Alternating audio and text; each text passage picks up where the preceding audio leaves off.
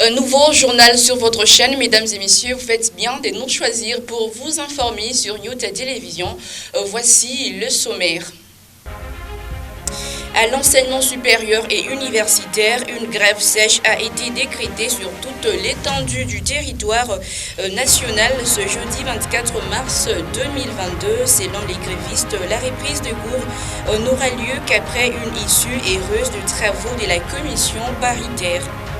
Au sommaire également, l'unité et la réconciliation des Katangais. On en parlera dans cette édition du journal après la volonté des évêques de Lubumbashi de voir les Katangais être réunis autour d'une table. C'est au tour de la Fondation katangaise d'appuyer aussi la tenue de ces forums à Lubumbashi. Selon son président, il est vraiment temps d'enterrer la hache des guerres. Une fois de plus, mesdames et messieurs, bienvenue à cette édition du journal qui s'ouvre par cette actualité en bref et en images. Le probable successeur de Jean-Marc Kabound au poste des premiers vice-présidents de l'Assemblée nationale sera connu d'ici peu, bien avant le nom du candidat sélectionné par la direction de l'UDPS sera transmis à Félix Tshisekedi pour approbation. Retenez aussi que depuis la déchéance de Kabound, le parti est dirigé par le président de la CDP, le secrétaire général et le président de la CEP. Je le disais au sommaire de cette édition du journal, la marche des revendications des professeurs d'université prévue pour ce jeudi 24 mars 2022 a été reportée. Quoi qu'il en soit, les chevaliers de la CRE décident de poursuivre la relance de sa grève. À cet effet, le président syndical de l'université de Lubumbashi, le professeur Moké, a précisé que le gouvernement doit être responsable. Des détails dans cet élément que nous propose Priscille Moulois. Quoique l'opération Touche sur la rue soit effectivement reportée, les professeurs, assistants et chefs des travaux des universités décident de relancer leur grève sèche et générale. Depuis la ville de Kinshasa, le président syndical de l'université de Lubumbashi, le professeur Jean-Claude Moké, souligne que le gouvernement n'inspire plus confiance. Le gouvernement ne nous met pas en confiance. Je vous ai parlé de la commission paritaire qui était convoquée depuis le 27 janvier. Et jusqu'aujourd'hui, rien n'est fait. Nous, maintenant, on n'a plus besoin d'annonces. On ne nous met pas en confiance. On ne peut pas aller de report en report. Mais que cherche-t-on? Le non-respect des clauses assorti d'une promesse d'amélioration des conditions de vie des chevaliers de la CRE met en péril le droit à l'éducation des étudiants. Le gouvernement en est responsable, a-t-il ajouté. Nous n'avons demandé qu'une seule chose au gouvernement, c'est améliorer nos conditions de vie. Améliorer nos conditions de vie. Pensez-vous qu'un professeur mal payé puisse donner le meilleur de lui-même? Pensez-vous vraiment? Mais c'est faux, c'est utopique. Il ne peut donner le meilleur de lui-même que le professeur qui est dans de bonnes conditions de vie. Pour rappel, les travaux de la commission paritaire devraient avoir lieu le 7 mars dernier. Jusqu'alors, sans succès. L'affaire reste donc à suivre. Vous l'avez déjà peut-être remarqué, depuis quelques semaines, l'insécurité a refait surface ici à Lubumbashi. Parmi les présumés de ces actes, des cambriolages, des viols, vols et tueries, certains seraient des hommes en uniforme. 2 d'entre eux sont tombés dans les filets de la patrouille de la police nationale congolaise. Les présumés seraient éléments des FRDC. Ben Kaimbe nous en parle. Josué Bolinga et Alexis Sifio, tous deux éléments des forces armées de la République démocratique du Congo, ont été pris la main dans le sac le 19 mars dernier. Ces commandos de la 22e région militaire sont poursuivis pour vol à main armée. Grâce à la patrouille de la police nationale congolaise, le premier a été surpris avec un lot important des produits pharmaceutiques. En flagrant délit avec ces cartons, nous avons déjà un plaignant qui est chez nous, qui a été victime de vol au niveau de la Kamalondo. En les confrontant avec celui-ci, il n'était même pas à mesure de nous montrer ni la facture, nous dire l'origine des produits. Des accusations reconnues par le présumé Josué Bolinga des FRDC. Dans la deuxième zone de défense. Produit nanga na sens que nga na teka kate na sala kimonga ngate. Na tanga pe kimonga ngate na pharmacien. Quant à Alexis Sivio, il a été surpris au croisement des avenues Mpolo et du 30 juin, la même date, en train de tracasser la population. En train d'estorquer les paisibles citoyens. Après appel des victimes, nos policiers sont descendus sur le terrain. On a eu à les maîtriser. C'est pourquoi il est là et il est passé largement aux affaires. Mettre hors d'état de nuire tous les présumés voleurs et lutter contre l'insécurité. Des objectifs poursuivis par le colonel Ilunga Norbert, commissaire provincial de la police nationale congolaise dans le Haut-Katanga. Je le disais au sommaire de cette édition du journal, le Forum pour l'unité et la réconciliation des Katangais est toujours au cœur de l'actualité partout en République démocratique du Congo. À cet effet, la Fondation katangaise a organisé un point de presse ce jeudi 24 mars 2022 pour Raphaël Mututa, président de la Fondation katangaise. Il était en tout cas temps d'enterrer la hache des guerres pour regarder dans la même direction. Ben Kaembe Séverin Katambois était présent. Raphaël Mututa, président national de la Fondation katangaise, le Grand Katanga soutient sans faille l'initiative de l'archevêque de Lubumbashi pour la réconciliation. Je suis l'homme le plus heureux, ou mieux la Fondation katangaise qui défendait avec fougue les retrouvailles de tous les enfants du Katanga est très heureuse aujourd'hui de confirmer à l'opinion que toute la population katangaise, sans exception, s'est sentie concernée par cette réconciliation. Face à la presse louchoise, le président de la Fondation katangaise s'est montré optimiste quant à l'adhésion des grands leaders politiques, à l'instar de Moïse Katumbi et Joseph Kabila. Ils sont tous des Katangais et ils sont tous épris de paix. Et il faut voir que, je dois encore ajouter, cette réconciliation ne concerne pas seulement les hommes politiques. C'est tout le monde qui est concerné. Et tout le monde a accepté de répondre positivement à cette fameuse réconciliation. Autour de l'archevêque, Monseigneur Fulgence Muteba Mugalou, toutes les couches de la population seront représentées lors du forum, poursuit Raphaël Mututa. Vous devez savoir qu'il y a un temps pour tout. Il y a un temps pour se bagarrer, un temps aussi pour se réconcilier.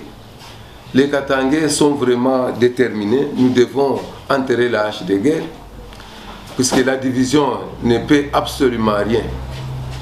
Et vous savez qu'avec la division, vous perdez tout. Mais quand vous êtes unis, vous devez parler le même langage, et à ce moment-là, vous pouvez tout décider. Mais pourquoi commencer par le Grand Katanga? Le respect bien ordonné commence par soi-même. Partant d'abord de mon objectif, l'objectif de la Fondation katangaise, je dois d'abord chercher le bien-être des Katangais et le reste viendra par après. Nous sommes tous Congolais, nous savons très bien, mais on commence d'abord par le Katanga. Pour la Fondation katangaise, le Forum pour l'unité et la réconciliation est une occasion pour les Katangais et ceux qui vivent au Katanga de réfléchir sur le développement en regardant tous dans la même direction. En santé, le monde entier commémore la journée internationale de la lutte contre la tuberculose chaque 24 mars de l'année. Le but de cette célébration reste celui de vulgariser des méthodes de prévention et traitement pour de fins d'amélioration des conditions de santé. Des détails avec Suzy Yogolelo et Jenny Mukendi. La tuberculose est une maladie infectieuse d'origine bactérienne potentiellement grave qui touche principalement les poumons. La consommation de l'alcool, du tabac ainsi que l'entrée en contact avec des poussières pourrait être la source de la tuberculose. En marge de la journée mondiale de la tuberculose commémorée chaque 24 mars, le docteur Aimé Baloloa précise les modes de prévention et traitements. Pour éviter cette maladie, nous devons éviter ce que nous prenons. D'abord, on peut éviter l'alcool, éviter le tabac, de fumer, de rester dans des endroits où il y a trop de poussière, de travailler ici, vous travaillez dans des usines où il y a trop de poussière, vous devez vous protéger porter des masques pour ne pas inhaler les poussières là au fur et à mesure. À elle d'ajouter que cette maladie endémique se remarque par plusieurs signes, notamment une toux chronique. Vous remarquerez que non, il a la toux. Souvent il ne mange pas, il est trop fatigué, il a tout de maigrir et autres les 3T qu'on nous parle, on dit d'autres T, on dit température, la fièvre des foyers élevés, transpiration profuse, souvent la nuit, la personne transpire beaucoup. Là, vous devez, selon la clinique, avant qu'on puisse demander des examens, parce que quand la personne arrive avec des signes, il y a des signes qui orientent à faire des examens pour qu'on puisse conclure à ça. Dès que vous remarquerez, même pas que seulement les 6 signes-là, même 2 ou 3 ou 4, vous devez faire maintenant des examens pour confirmer ça. Et donc, l'assainissement du milieu, l'hygiène corporelle, l'abstinence à la cigarette constituent une véritable limitation à la contamination de cette pathologie. Il se constate une insalubrité criante tout autour de l'hôpital du Cinquantenaire au quartier Caravia dans la commune annexe. Hormis la présence de ces immondices, l'on remarque également les canalisations bouchées, chose qui ne facilite pas en tout cas l'écoulement facile des eaux. C'est un constat des Souzy Yogolilo. Regardez. L'insalubrité serait l'une des causes des maladies endémiques. Malheureusement, il se remarque depuis un temps devant l'hôpital du Cinquantenaire un tas d'immondices. Ces déchets envahissent aussi les canalisations tout autour et ceci ne facilite pas l'écoulement des eaux. L'on peut également apercevoir non loin d'ici des vendeurs qui exposent leurs marchandises à même le sol. Les occupants des maisons environnantes affirment que ces marchands seraient auteurs de cette insalubrité grandissante dans cette partie de la ville. Ces immondices déjà en état de décomposition couplés à ces eaux nauséabondes en disposent plus d'un louchois et seraient même à la base des maladies, ont affirmé les habitants du coin. L'assainissement de ce lieu épargnerait les louchois à certaines pathologies durant cette saison des pluies. Tout à fait autre chose à présent. 24 mars 1969, 24 mars 2022, cela fait exactement 53 ans depuis que mourait le tout premier président de la République démocratique du Congo, Joseph Désiré Mobutu. Ce président fondateur de l'association Bakongo, Abako, est l'homme qui a su arracher le pouvoir aux colons belges. Priscille Mouelois nous dresse son portrait. La mémoire des Congolais ne saurait mettre dans des oubliettes l'icône politique de Joseph Kasavubu. 24 mars 1969, 24 mars 2022, cela fait pratiquement 53 ans que mourait le tout premier président de la République démocratique du Congo, élu par le Parlement face à Bolikango. Joseph Kasavubu fut président fondateur du parti politique Association de Bakongo, Abako en sigle. Une organisation qui a marqué l'histoire de l'indépendance de la RDC. En 1960, l'homme fort de l'Abako va devoir diriger l'État congolais avec l'appui du gouvernement Lumumba. Malgré les multiples efforts, Joseph Kasavubu a tiré sa révérence tout en étant oublié de son vivant. 4 ans après avoir cédé le bâton à son successeur Joseph Désiré Mobutu, le président Kasavubu va perdre sa vie à Boma, à l'embouchure du fleuve Congo, qui fut la première capitale du Congo. Joseph Kasavubu a été l'homme qui a su arracher le pouvoir aux colons belges.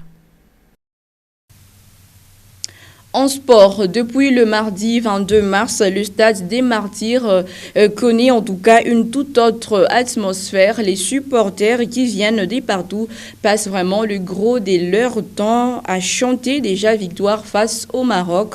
En achetant leur billet ce jeudi 24 mars 2022, les supporters se sont exprimés au micro de Nyota Production.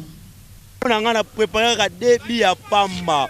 Donc voilà penalo, ok musika te. Namboka na biso to gagner bango, namboka na bango pe to gagner bango to koleka to kende ka likolo. Lokola fachi beto to kende kaka. Etaka mwana mboka solo. Na ebisi ba marocain ba bima te. bakoko batikela biso. Au stade des martyrs, et ça nous ma famille. Tolamba va payer étranger, tolamba payer Maroc lobia. 3 biba obimate. Oh maloba mamanyema ngwana. Pas tunatoka Lubumbashi, tunakuya juu ya match. C'est que ya RDC, c'est que hapa ba Marocain tukuna bapika tuna bakata kichwa. Tunayua ke ba Mazembe bote beko hapa, ba Vita bote beko hapa, ba DSMP bote beko hapa. Hapa tukuna bapika. Awa lisolo na beta kaka.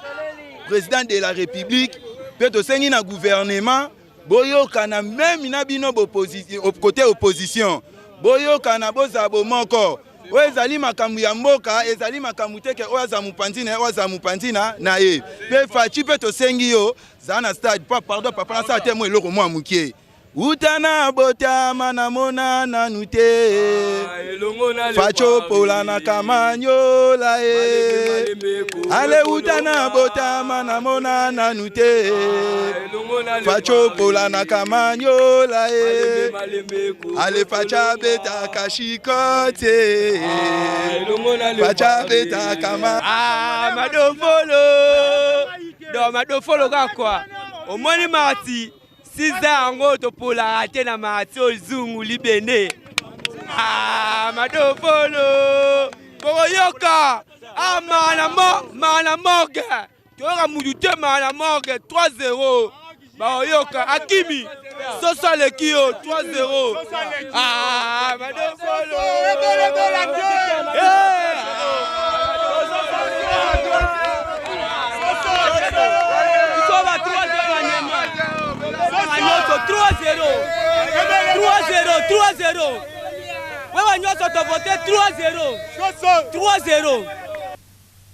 Au stade des Martyrs pour la production du match RDC-Maroc prévu pour ce vendredi 25 mars, l'équipe de Nyota Production a effectué un tout dernier réglage de son matériel ce jeudi, soit 24 heures avant cette rencontre. Et c'était sous la supervision des 2 directeurs. Il s'agit du directeur général Freddy Tchijika et de Yves Niembo, directeur technique. Il était question de relier les caméras VAR à la régie Nyota Télévision. C'est sous cette bâche que l'équipement satellitaire de Nyota Production est placé. À l'entrée 24 du stade des Martyrs, ce jeudi, il s'est agi simplement d'un dernier réglage avant la rencontre RDC-Maroc. Le directeur général Freddy Tchijika, celui de la technique Yves Niembo et même le réalisateur du match Victor Mwambaye ont une journée chargée. C'est le test. La liaison satellitaire est déjà faite sans inquiétude.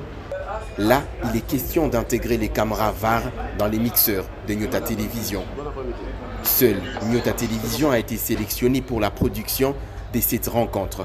Certains téléspectateurs sont fiers de cette chaîne qui fait du sport réellement son affaire. Sportif à Makila.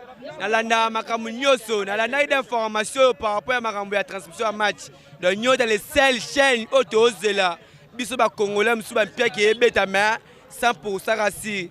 To taka na Nyota Nyota mubulu pour moto kota stade ezate. Je suis congolais, je suis optimiste, mon équipe va gagner demain avec un écart de 2-0. Je crois à Nyota TV.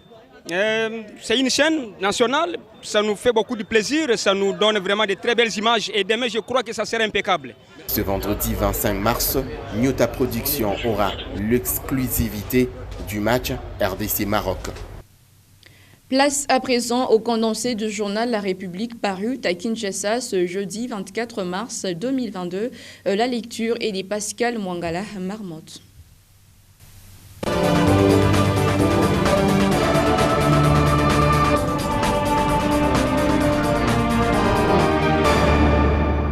RD Congo, les sciences administratives, à la ressource pour l'intelligibilité de la désignation du conseil spécial ad intérim du chef de l'État, Félix Tshisekedi, en matière de sécurité, c'est une 16e réflexion du professeur Jean-Denis Kakessé, partagée par le journal La République, numéro 1230, paru à Kinshasa le mercredi 23 mars 2022, à lire dans la rubrique La Plume des Autres.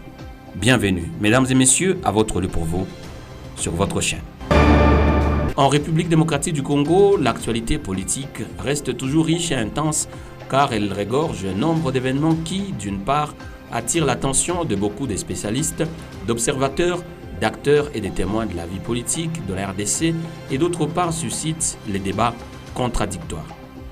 L'un des plus récents est celui centré sur la désignation du conseiller spécial ad interim du chef de l'État, Félix Tshisekedi, en matière de sécurité à la suite de l'interpellation du titulaire par l'Agence nationale des renseignements ANR.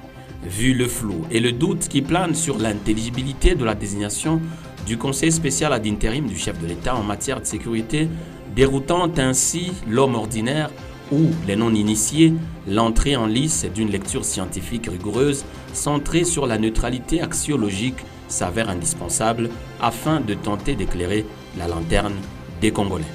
Question: quel est le fondement scientifique de cette lettre informant M. Jean-Claude Bokassa de sa désignation en tant que conseiller spécial ad interim du chef de l'État en matière de sécurité? S'est interrogé les scientifiques avant lui-même d'y répondre. Cette lettre repose sur deux piliers ou théories des sciences administratives, plus précisément du droit administratif, en l'occurrence des théories. D'entrée des jeux, il convient de souligner que dans le jargon administratif, cette lettre du 8 février 2022, écrite par le directeur de cabinet du président de la République, est appelée la notification, c'est-à-dire un document écrit qui revêt un caractère juridique dans les formes légales et qui porte à la connaissance d'une personne une information importante qui la concerne. Sous cet angle, cette lettre n'est donc pas une lettre de désignation, mais plutôt une lettre portant à la connaissance de M. Jean-Claude Bokassa sa désignation en tant que conseiller spécial ad interim du chef de l'État en matière de sécurité. Elle n'est pas non plus une lettre de nomination, loin s'en faut. Sur la page 5, guerre en Ukraine, le FMI alerte sur les conséquences en République démocratique du Congo, écrit encore le confrère. La hausse des prix de la nourriture et du carburant liée à l'invasion de l'Ukraine par la Russie risque de ralentir le mouvement démocrate. La reprise économique de la République démocratique du Congo après la pandémie de coronavirus, alors même qu'elle récolte les bénéfices d'un record du prix du cuivre, a averti les fonds monétaires internationaux. Le brut a grimpé de près d'un tiers depuis le début de la guerre, assommé de plus de 130 $ américains. La flambée pourrait accroître la pression sur le budget du Congo pour les dépenses de développement, car le gouvernement subventionne le prix du carburant, a déclaré lundi le FMI dans un communiqué envoyé par courrier électronique après une mission d'une semaine dirigée par Mercedes Vera Martin pour évaluer l'accord de prêt du FMI. Assemblée épiscopale provinciale de Kisangani, les évêques dénoncent la prolifération galopante des armes de guerre. Le confrère en parle sur la page 3. Les chrétiens catholiques du diocèse de Butembo-Beni ont accueilli favorablement le message de l'Assemblée épiscopale provinciale des archevêques, évêques et administrateurs apostoliques de Kisangani qui s'est tenu dernièrement et dont le contenu a été mis à la portée des fidèles. Ce message de peine, d'inquiétude, de compassion, d'espérance et de réconciliation du peuple de Dieu a été mis vendredi dernier à la portée des chrétiens au cours d'une célébration eucharistique dans le sanctuaire de Kangutura. Le célébrant du jour a souligné que la province eucharistique de Kisangani connaît des mouvements désordonnés des étrangers et une prolifération galopante d'armes de guerre.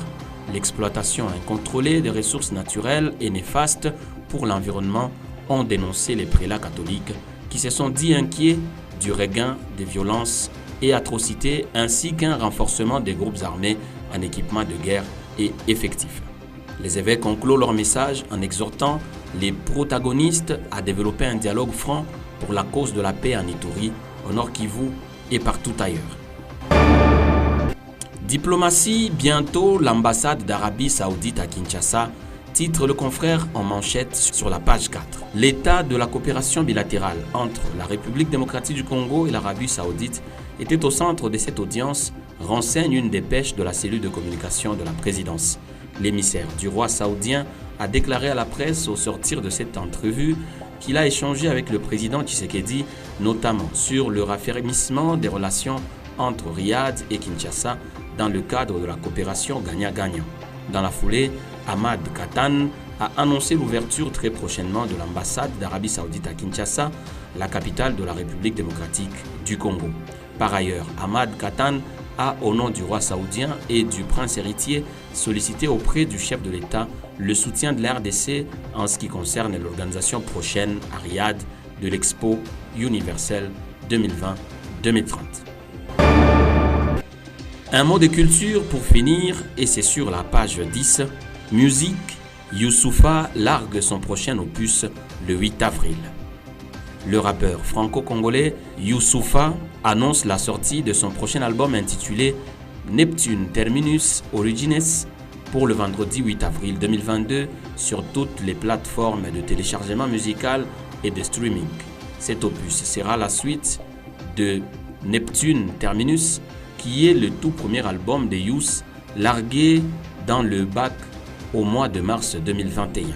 Depuis son tout premier album studio, À chaque frère, en passant par ce chemin du retour, Noir Désir, Négritude, Polaroid, Expérience et Neptune Terminus, le fils de Rochereau Tabouley a glané plusieurs récompenses, notamment les disques d'or, le disque de diamant et le disque de platine.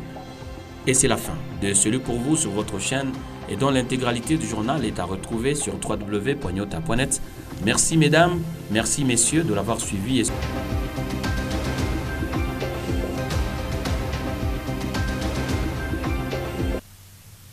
Et c'est aussi la fin complète de cette édition du journal, mesdames et messieurs. Merci, grand merci de l'attention lui accordée.